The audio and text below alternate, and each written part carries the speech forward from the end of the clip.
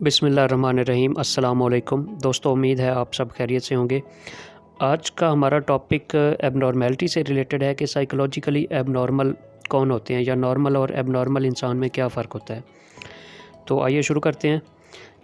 Abnormality की अगर बात करें तो इसमें 4 बेसिक पॉइंट्स हैं जिनकी बेस पे हम डिसाइड करते हैं कि एक बंदा नॉर्मल नहीं बल्कि एबनॉर्मल है, साइकोलॉजिकली ठीक नहीं है।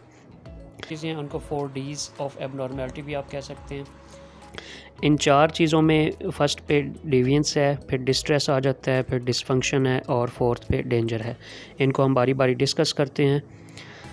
अगर बात करें पहले पॉइंट की, डिविएंस की, तो डिविएंस का मतलब ये है कि इंसान मुख्तलिफ होता है दूसरे लोगों से।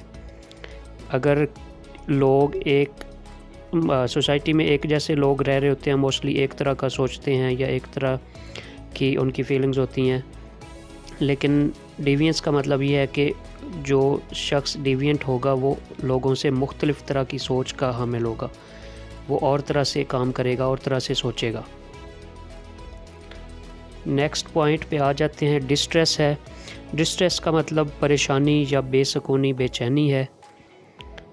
ये तो आप सब अच्छी तरह से समझ सकते हैं। थर्ड पॉइंट की अगर बात करें तो ये डिसफंक्शन है। डिसफंक्शन का मतलब है दुश्वारी या ख़राबी होना इंसान के वर्किंग में, रोज़मर्रा की ज़िंदगी के कामों में, इंसान के रिलेशनशिप्स में। मसलन कि एक इंसान अपना काम ठीक तरह से नहीं कर पाता, काम पर फोकस नहीं कर पाता, तालीमी मैदान में फ़ोकस नहीं कर पाता, चीज़ें समझ में ना आना। नेक्स्ट लास्ट पॉइंट जो है वो डेंजर है। डेंजर का मतलब यह है कि इंसान ख़तरे का बायस बन सकता है अपने लिए या दूसरों के लिए। अपने लिए इस तरह से कि इंसान ख़ुदकशी कर सकता है या अपने आप को हार्म कर सकता है, और दूसरों का मतलब यह है कि दूसरों को अटैक कर सकता है, उन पे हमला आवर हो सकता है या किसी की मौत का सबब भी बन सकता है। दोस्तों, उम्मीद है आपको एबनॉर्मल और नॉर्मल इंसान में फ़र्क और एबनॉर्मेलिटी की डेफिनेशन अच्छी तरह से समझ आ गई होगी। इंशाअल्लाह नए लेक्चर के साथ दोबारा हाज़िर होंगे। तब तक के लिए अल्लाह हाफ़िज़।